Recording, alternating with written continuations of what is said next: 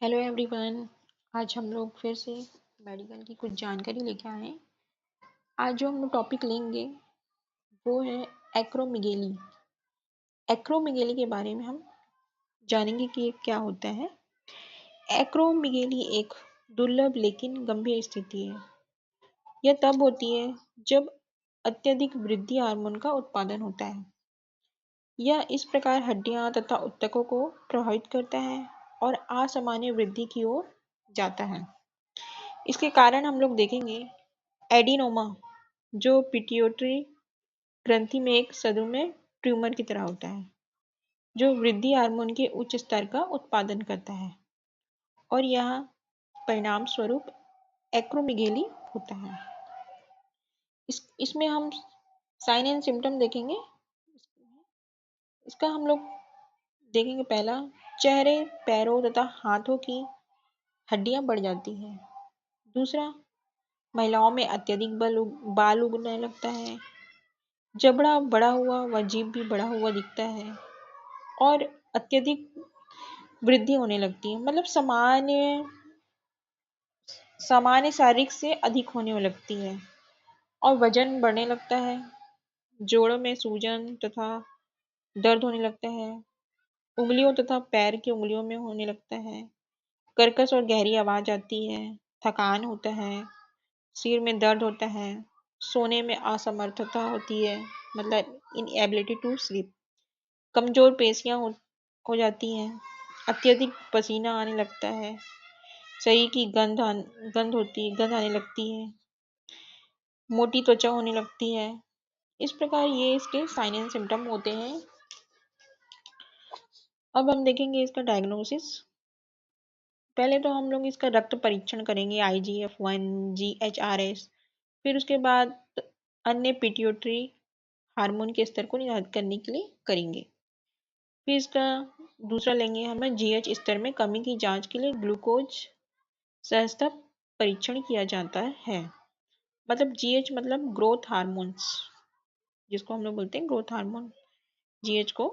और तीसरा लेंगे, ट्यूमर का पता लगाने के लिए उपयुक्त परीक्षणों का एक्रोमिगेली की पुष्टि होने के बाद हम निम्नलिखित परीक्षण किए जाते हैं, जैसे मस्तिष्क तथा आसपास की संरचनाओं की आंतरिक छवियां प्राप्त करने के लिए एक्सरे और कंप्यूटर का उपयोग करके सिर का CT स्कैन किया जाता है और दूसरा MRI स्कैन भी करते हैं। इसका हम लोग मेडिकल मैनेजमेंट लेंगे।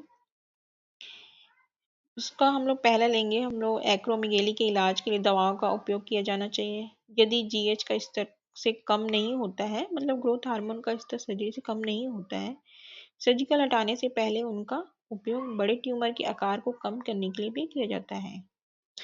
निम्नलिखित दवाई GH के उत्पादन को नियंत्रित या बाधित करती है। GH मतलब ग्रोथ हार्मोन के उत्पादन को नियंत्रित या बाधित करती है।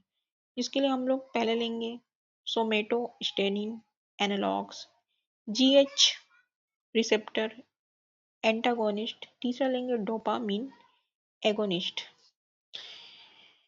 अब हम लोग लेंगे दूसरा मेडिकल मैनेजमेंट, विकिरण चिकित्सा का उपयोग करके रेडिएशन थेरेपी के द्वारा।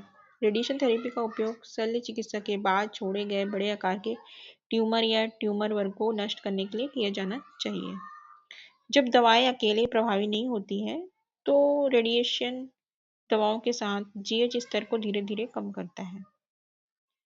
विकिरण चिकित्सा द्वारा GH का स्तर काफी कम हो सकता है यदि कई वर्षों तक 4 से 6 हफ्ते के कई सत्रों में प्रसारित किया जाता है। अब हम इसका लेंगे सर्जिकल मैनेजमेंट। सर्जरी या तो एक्रोमिगेली के लक्षण में सुधार करती है या अत्यधिक GH उत्पन्न करने वाले ट्यूमर को हटाकर स्थिति को पूरी तरह से इलाज करती है। सर्जरी की विशिष्टता ट्यूमर के आकार तथा स्थान पर निर्भर करती है। यदि ट्यूमर का अधिकतम हिस्सा हटा दिया जाता है तो किसी और उपचार की आवश्यकता नहीं होती है। हालांकि अगर ट्यूमर का केवल एक हिस्सा हटा दिया जाता है तो लक्षणों को नियंत्रित करने तथा GH उत्पादन को दबाने के लिए दवा या विकिरण चिकित्सा की आवश्यकता हो सकती है।